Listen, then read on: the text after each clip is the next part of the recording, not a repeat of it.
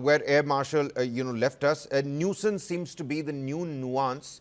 Where do you think this notch-by-notch brinkmanship is going to leave us? Because many people out there not interested in the war per se, albeit a small spectacle, a small population and a percentage of people, but they still want to know where is this headed? Notch by notch upmanship. How long is this going to go on to? A non-contact sort of military modus operandi coming in from Pakistan. Over to you, General.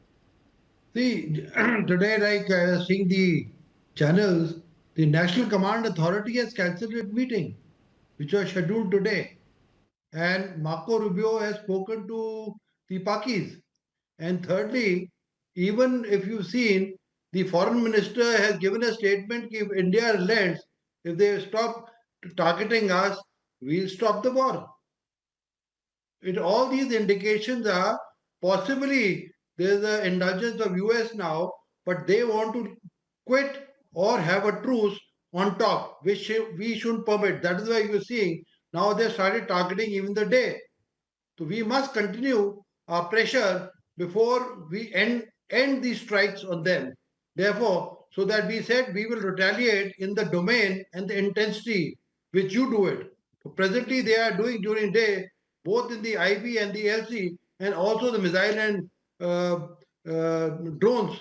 So therefore, we should move back and we should strike 1:1, and then we should say all is up. All right. Also with us on the broadcast is Major Muhammad Ali Shah. Very warm welcome to you, Major. Major, let me ask you a question real quick as well.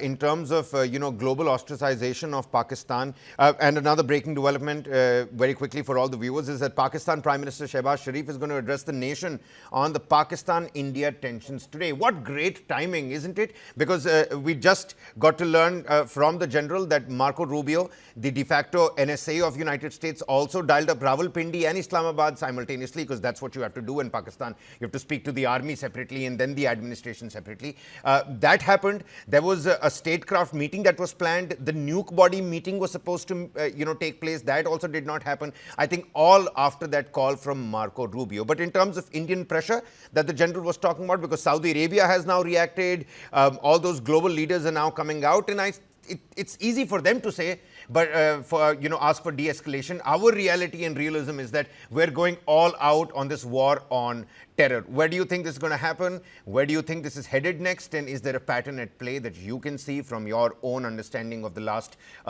let's say, 72 hours? Right. That's a very interesting question. I couldn't have concurred more with General Chopra and Rana. I think they were so right. And with the experience speaks. But there was a small little observation that I made where, until a couple of days, you mentioned about 2 hours. Before these 72 hours, I used to think, yes, you go to Islamabad and Rawalpindi. It is not the political party, it is our government. I'm the chief of the staff, the military. Perhaps I did not cater for what I learned in the last few days, couple of days. I learned the government is a puppet, no doubt. Who bosses over them? The military, okay. Who bosses over the military? Are the terrorists in Pakistan. Shehbaz boss would be General Munir, and General Asim Munir boss would be Maulana Masood Azhar. Where else will you see in a terrorist funeral procession? You would know it better. In Fatiha Padna. The military men in uniform coming and praying Fatiha for the terrorists, shedding tears, lending shoulder for the terrorists. Pakistan army should have done. No.